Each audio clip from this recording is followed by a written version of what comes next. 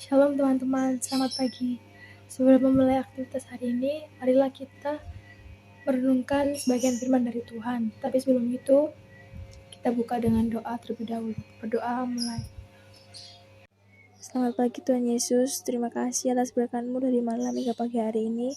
Engkau masih memberikan kami kesempatan untuk menikmati segala berkat-Mu di pagi hari ini Tuhan. Sebentar kami akan mendengarkan sebagian renungan firman-Mu Tuhan sebelum kami mulai aktivitas. Sertai dari awal pertengahan hingga akhir agar firman ini dapat bermanfaat bagi kami semua. Bacaan kita kali ini diambil dari Mazmur 34 ayat yang 19 yang berbunyi, Tuhan itu dekat kepada orang-orang yang patah hati dan Ia menyelamatkan orang-orang yang remuk jiwanya. Tema yang saya ambil dari bacaan tersebut adalah Tuhan dekat dengan orang yang patah hati. Sebenarnya kasus ini penyebabnya sangat banyak. Ketika kita dikecewakan orang tua, teman, atau siapapun itu, patah hati ketika ditinggalkan oleh pasangan kekasih kita, saya yakin mau itu laki-laki ataupun perempuan, patah hatinya itu sama. Yang membedakan itu hanya bagaimana cara menghadapi dan mengatasinya saja. Pada hakikatnya, kalau kita benar-benar sayang sama seseorang, kita mengasihi dia, mencintai dia, dan ketika mereka mengecewakan kita, meninggalkan kita, pasti rasa sakit yang kita rasakan. Kalau dalam konteks relationship, kita harus terbuka. Kita nggak boleh memandang pihak yang tersakiti atau yang ditinggalkan. Kita nggak boleh berpikiran yang seperti itu. Terkadang ada beberapa orang yang memang harus mengakhiri hubungannya karena dia sadar. Dia melihat ada yang tidak benar, ada sesuatu yang tidak beres yang menurut dia itu tidak berkenan di mata Tuhan. Jadi mau tidak mau, satu-satunya solusi untuk kedua pihak itu dengan mengakhiri hubungan tersebut. Patah hati juga bukan tentang pacaran, ada juga patah hati karena orang tua kita, patah hati karena sahabat kita, adik kita, kakak kita, saudara kita. Dan ternyata ketika hati kita sedang terluka, ada dokter yang selalu siap untuk mengobati luka kita sampai semuanya siap. Dokter yang saya maksud adalah Tuhan Yesus sendiri. Kita boleh bertopeng dengan tertawa, dengan tersenyum di sekolah maupun di luar rumah untuk menutupi kesedihan kita dari banyak orang. Tapi itu semua nggak berlaku di mata Tuhan, karena Tuhan nggak bisa kita bohong.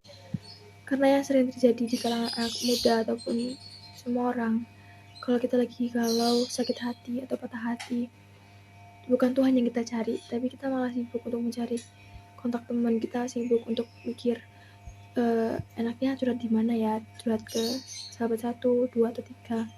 Sebenarnya nggak salah kita mau curhat ke sesama kita, ke orang tua, pacar, atau teman. Tapi yang harus kita cari pertama dahulu adalah Tuhan, karena Tuhan itu sumber segalanya. Terkadang juga mungkin sebagian dari kalian jika curhat ke sesama kalian tuh bukan mendapatkan jalan keluar atau solusi, tapi yang kalian dapatkan malah mereka tuh adu nasib. Maka dari itu, karena cuma Tuhan yang dapat menyembuhkan luka di hati kita dan diri kita sendiri. Pada saat hati kalian lagi dibatakan oleh suatu hal, pada saat itu juga sebenarnya tangan Tuhan sedang terbuka lebar untuk memeluk teman-teman, dan Dia tuh siap untuk mengubah hati kita sampai pulih. Maka dari itu, untuk kalian yang masih memprioritaskan teman, di saat kalian ingin membutuhkan tempat cerita, kita belajar pelan-pelan untuk kita lebih memilih Tuhan untuk jadi tempat cerita kita, menjadi tempat untuk mencari solusi di dalam masalah hidup kita.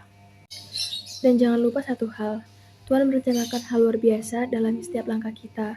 Rencananya seperti pelangi sehabis hujan. Sekalipun kita harus melewati pencobaan, kita akan menemukan akhir yang indah yang akan membuat kita senantiasa bersyukur. Tuhan itu mengasihi kita anak-anaknya.